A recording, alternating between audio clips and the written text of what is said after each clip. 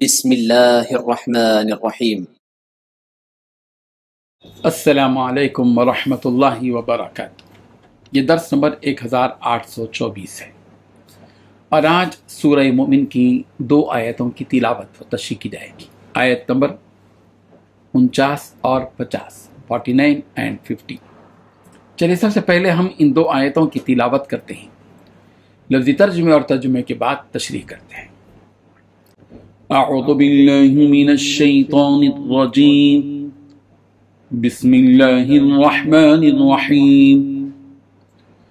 وقال الذين في النار لخزنة جهنم ادعوا ربكم يخفف عنا يوما من العذاب قالوا أَوَلَمْ تَكُ تَأْتِيكُمْ رُسُلُكُمْ بِالْبَيِّنَاتِ قالوا بلى قالوا فادعوا وما دعاء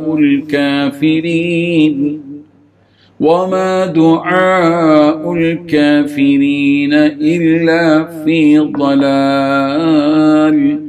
صدق اللہ العظیم۔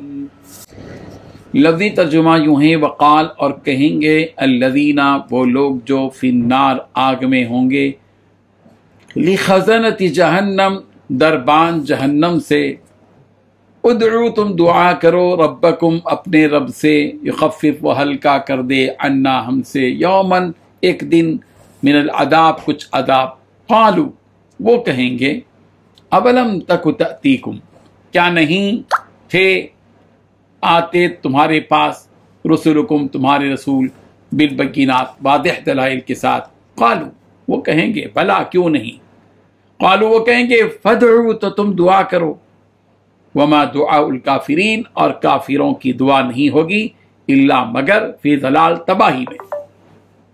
ترجمہ یوں ہے، اور یہ سب جو آگ میں پڑے ہوں گے دوزخ کے نگرانوں سے کہیں گے کہ اپنے پروردگار سے دعا کرو کہ وہ کسی دن ہم سے عذاب کو ہلکا کر دے۔ وہ کہیں گے کہ کیا تمہارے پاس تمہارے پیغمبر کھلی کھلی نشانیاں لے کر آتے نہیں رہے تھے؟ دوزخی جواب دیں گے کہ بے شک آتے تو رہے تھے۔ وہ کہیں گے پھر تو تم ہی دعا کرو، اور کافروں کی دعا کا انجام اکارت جانے کے سوا نہیں ہے۔ ان 2 آیتوں میں 6 باتیں بیان کی گئی ہیں۔ پہلی بات، سارے لوگ جو آگ میں پڑے ہوں گے دوزخ کے نگرانوں سے، داروغاؤں سے کہیں گے۔ دوسری بات، اپنے پروردگار سے دعا کرو کہ وہ کسی دن ہم سے عذاب کو ہلکا کر دے۔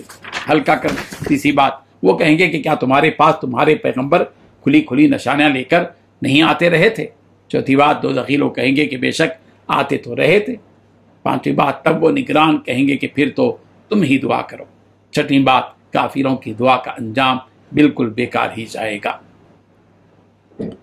بزرگان محترم، جب اپنے سرداروں کی اتباع کرنے والے دوزخی اپنے سرداروں سے مدد مانگ کر مایوس ہو جائیں گے کہ وہ ان کی مدد نہیں کر سکتے، تو پھر وہ لوگ اپنی مدد کے لیے جہنم کے داروغہ اور نگران کاروں سے کہیں گے کہ اب تم ہی ہماری مدد کرو، ہمیں اس عذاب سے نجات کے لیے اپنے رب سے دعا کرو کہ وہ ہمیں اس عذاب سے نکال دے، یا پھر کم از کم ہمارے عذاب میں تھوڑی سی تخفیف کر دے، صرف ایک دن کے لیے ہی صحیح ہمیں اس عذاب سے نکال دے اور اس عذاب سے تھوڑی سی راحت پہنچا دے۔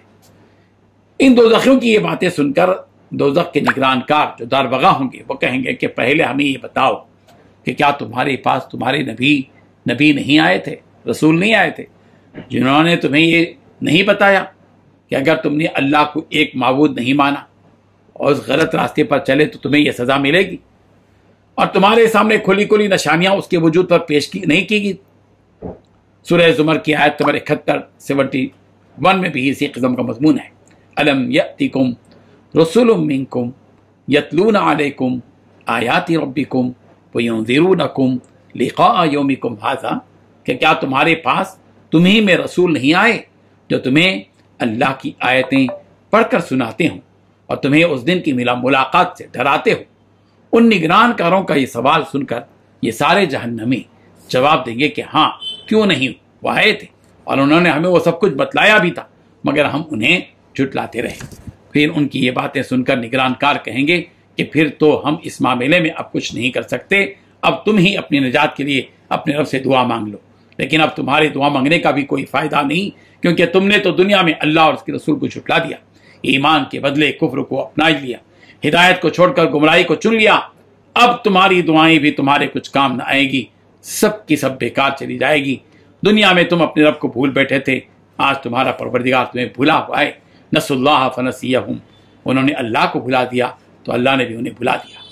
لہذا تمہاری یہاں کوئی فریاد سننے والا اور تمہاری کوئی مدد کرنے والا نہیں ہے، تمہیں ہمیشہ اسی عذاب میں رہنا ہے۔ حضرت ابو درداء رضی اللہ عنہ کہتے ہیں کہ رسول اللہ صلی اللہ علیہ وسلم نے فرمایا کہ جہنمیوں پر بھوک مسلط کر دی جائے گی اور یہ عذاب کے برابر ہو جائے گی جس سے وہ دو چار ہو جائیں گے۔ لہذا وہ فریاد کریں گے کہ تو